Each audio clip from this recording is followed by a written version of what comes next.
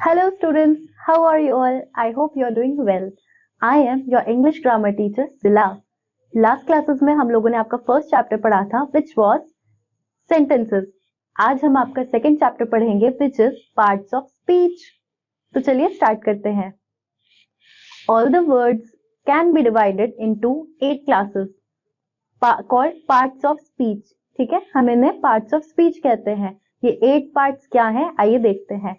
First है आपका noun, second है प्रोनाउन, थर्ड है एडजेक्टिव, फोर्थ है आपका वर्ब, फिफ्थ है एडवर्ब, सिक्स्थ है आपका प्रीपोजिशन, सेवेंथ है कंजंक्शन और एट्थ है interjection.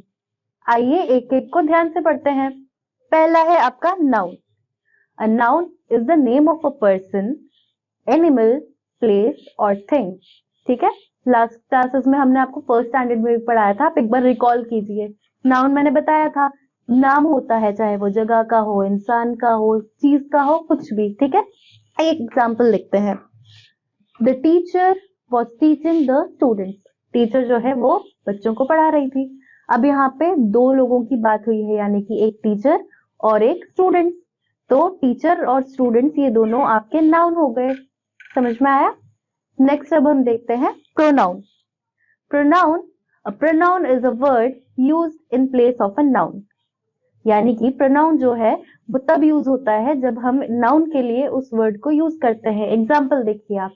I am talking with her. मैं उससे बात कर रहा हूं या कर रही हूं. इसमें आई और हर ये दोनों हमारे, एक तो स्पीकर हो गया जो बोल रहा है, ठीक है, एक लिसनर हो गया जो सुन रहा है. बात हो रही है ना यहाँ पे, तो स्पीकर और लिसनर हो गए. तो इसमें आई और हर ये दोनों ही वर्ड्स आपके हो गए प्रोनाउन. अब नेक्स्ट है आपका adjective. Adjectives, an adjective tells what kind of, how many और how much, what colour etcetera person, animals, places और थिंग्स आर. यानी कि एक एडजेक्टिव जो होता है वो हमें एक डिस्क्रिप्शन देता है कि वहां पर क्या है, कितना है, कैसे है, सारा जो भी डिस्क्रिप्शन होता है किसी चीज के बारे में वो हमें एडजेक्टिव देता है. एक एग्जांपल देखिए यहाँ पे. The spotted cow has 4 udders. यानी कि जो स्पॉटेड काउ है उसके 4 अडर्स है.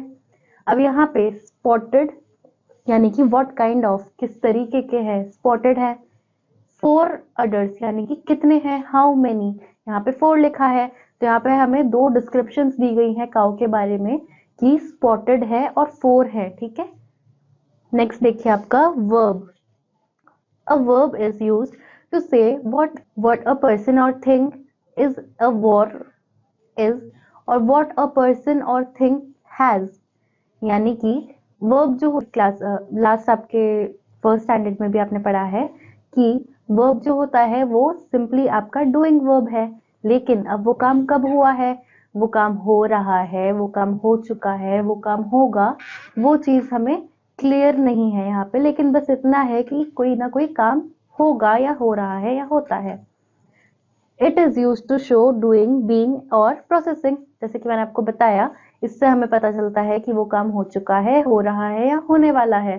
फॉर एग्जाम्पल देखिए, ही रोट अ लेटर. यानी कि उसने एक लेटर लिखा.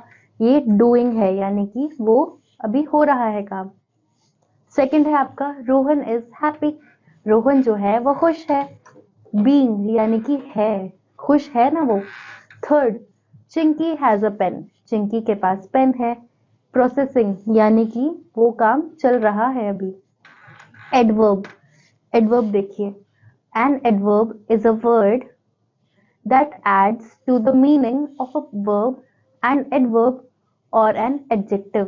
यानी कि adverb जो होता है वो एक meaning देता है, चाहे वो verb हो, adverb हो या adjective हो. जैसे कि the deer ran fast.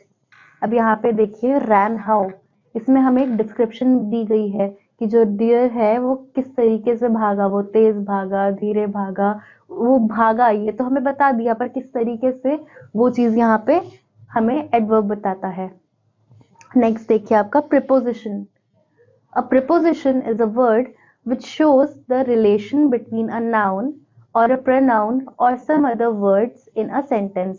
यानी कि जो preposition होता है वो हमें एक relation बताता है कि दो चीजों के बीच में क्या relation है या उनकी क्या position है, चाहे फिर वो noun हो, pronoun हो या कोई word या sentence हो।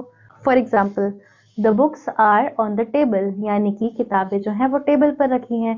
इससे हमें the relation between the books and the table, यानी कि बुक्स और टेबल का रिलेशन दिख रहा है हमें इसमें कि, और उनकी एक पोजीशन समझ में आ रही है कि टेबल के ऊपर बुक्स रखी हैं।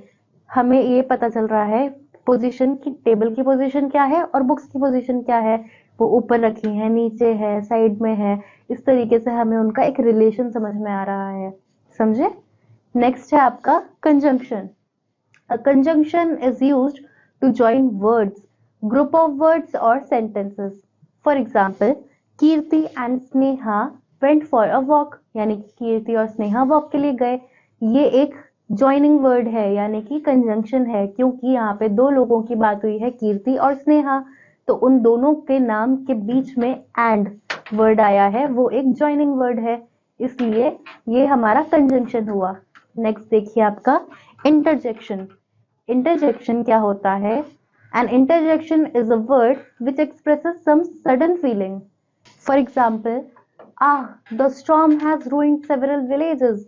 अब यहाँ पे हमने ये जो पहला वर्ड देखा ये एक सडन फीलिंग है, यानी कि एक सडनली हमने एक एक्सप्रेशन दिया है कि जो विलेजेस हैं उनको एकदम आंधी ने बर्बाद कर दिया। तो एक जो पहला हमने एक्सप्रेशन दिया वो होता है हमारा इंटरजेक्शन। आई होप स्टूडेंट्स आपको पार्ट्स ऑफ स्पीच समझ में आए होंगे, सारे 8 के 8। इन सभी को आप प्रैक्टिस करेंगे। कुछ एक्सरसाइजेस हम देखते हैं यहाँ पे। एक्सरसाइजेस में आपके सिर्फ टिक द राइट ऑप्शन ही है, इनमें से मैं आपको एक करा के देती हूँ, बाकी आप खुद करेंगे।